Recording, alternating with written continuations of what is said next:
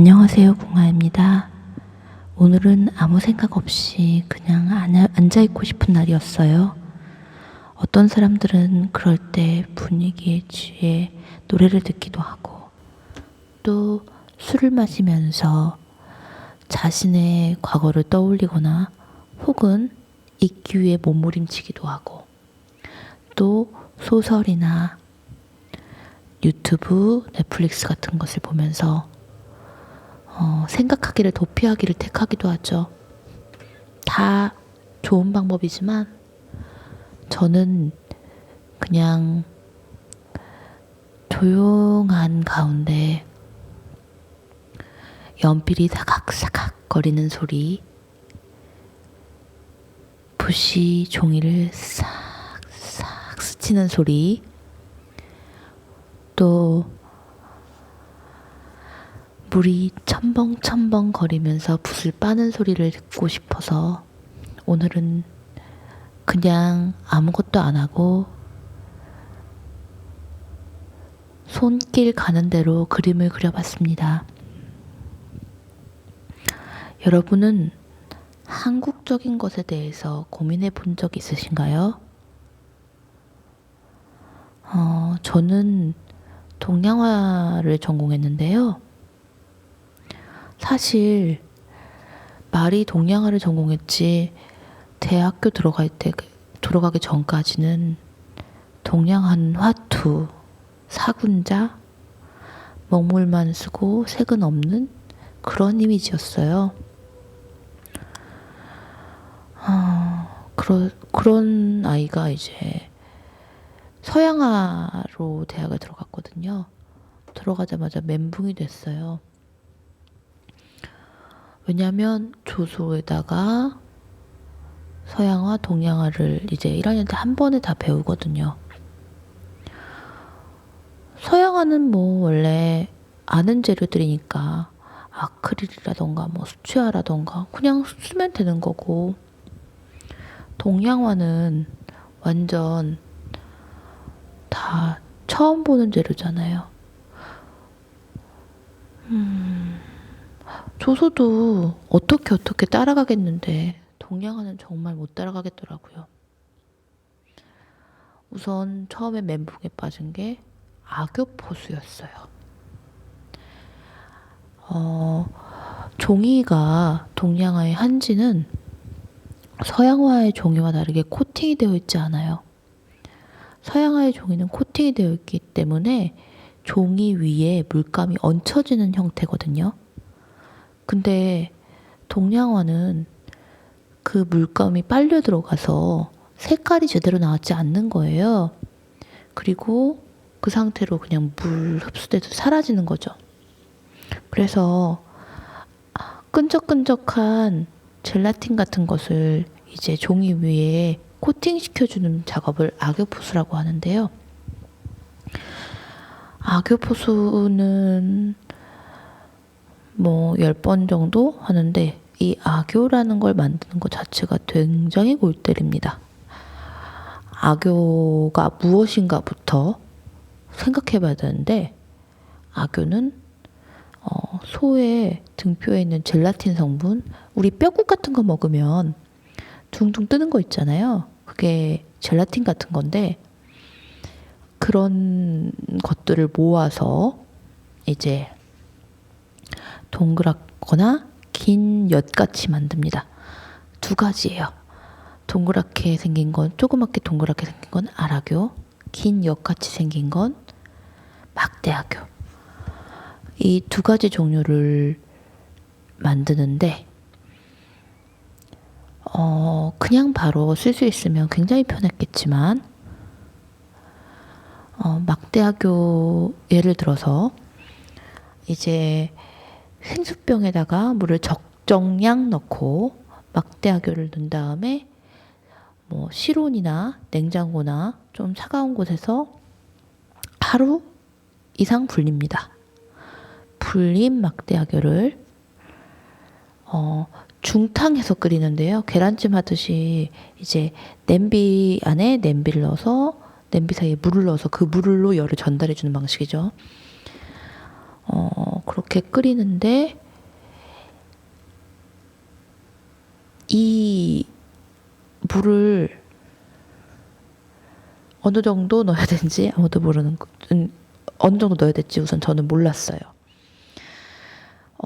그렇게 해서 악교를 만들면 이제 종이 위에서 한 방향이 아니라 여러 방향으로, 한 방향으로 하면은 그것도 코팅이 제대로 되지 않기 때문에 한 번은 가로, 한 번은 세로, 한 번은 대각선, 한 번은 반대 대각선 뭐 이런 식으로 방향을 계속 바꿔주면서 악교 부수를 하고요. 이제 물감도 다 가루거든요. 이런 물감을 또 만드는 작업을 합니다. 물감 이름은 분체인데요. 약재사들이 쓰는 그런 빻는 재료 있잖아요. 가루약 만들 때 쓰는 그런 막사발에다가 이제 갈기 시작하는 거예요. 고와질 때까지 색깔을 갈고 나면 거기에 악교를 조금씩 한 방울씩 넣어서 동글동글한 환을 만들어요. 그래서 예쁜 동그라미가 되면 이제 거기다가 적정량의 물과 적정량의 악교를 섞어서 얘를 이제 물감화 시킵니다. 아까 전에는 동그랬기 때문에 바로 물감으로 쓰기에는 너무 진해서요. 우리가 쓰는 이제 튜브 물감처럼 약간 묽어지게 하는 작업을 거칩니다. 그렇게 물감 하나를 만들고 한 번에 칠하는 게 아니라 또 그것도 여러 번 칠해야겠죠. 이런 식으로 물감을 만드니까 너무 힘든 거예요. 시간도 너무 오래 걸리고요. 근데 다들 너무 잘하고 저 빼고 모든 사람들이 그걸 원래 다 알고 있는 줄 알았어요. 근데 사실 옆에서 오랫동안 지켰다 보니 다 자신의 감으로만 하고 있고 아무도 제대로 이걸 아는 사람이 없다는 걸 깨닫게 됐습니다. 그럴 수밖에요. 사실 그날의 습도, 그날의 온도,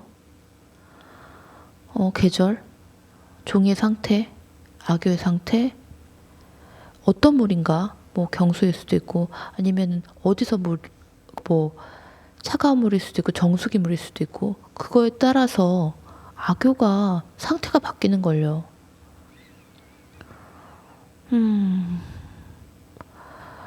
그렇게 감으로 느낌으로 찾아가야 되는데 이걸 어떻게 가르쳐 주나요?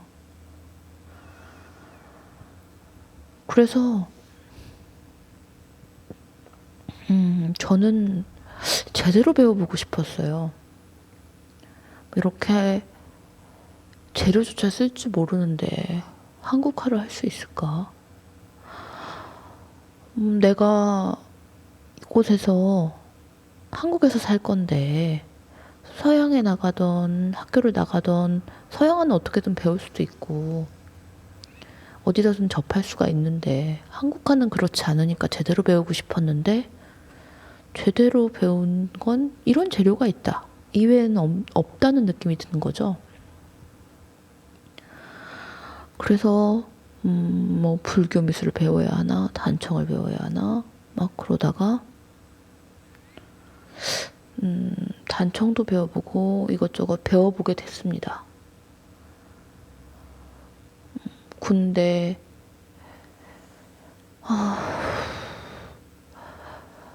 공부를 하면 할수록 한국적인 것이 과연 존재할까?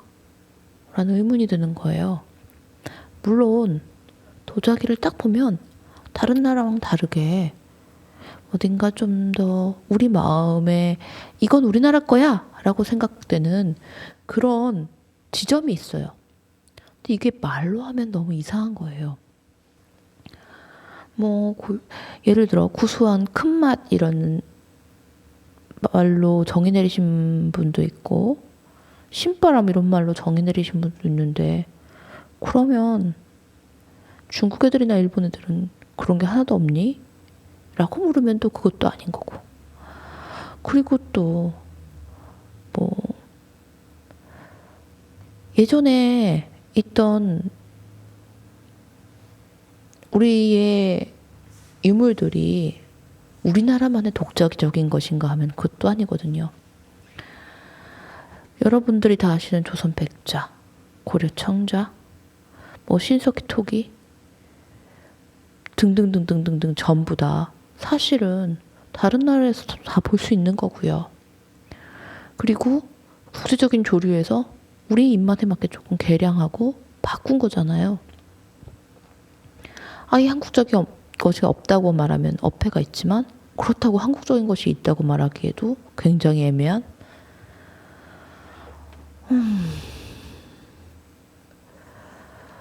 그래서 그림을 그리고 찾고 공부할수록 굉장히 막연해지는 한국적인 것을 지켜야 된다고 말하지만 정작 그리는 나조차도 한국적인 것이 뭔지 모르는 상황에서 내 자신이 한국적인 것이 되는 그런 약간 본말전도되는 그런 상황이 될 수밖에 없는 거죠. 사실 케이팝이야말로 제일 한국적인 거예요. 과거에 있던 어떤 유물도 뭐 우리가 정말 사랑하는 석굴암이라던가 뭐 이런 유물들도요. 국제적인 조류에서 있던 뭐 불교라던가 혹은 뭐 불교 같은 그런 여러 가지 문화들, 양식들 그걸 본인들끼리 받아들여서 우리가 볼 때 느낌이 좋게 바꾼 거잖아요. 그리고 그걸 시각적으로 완성한 거니까요.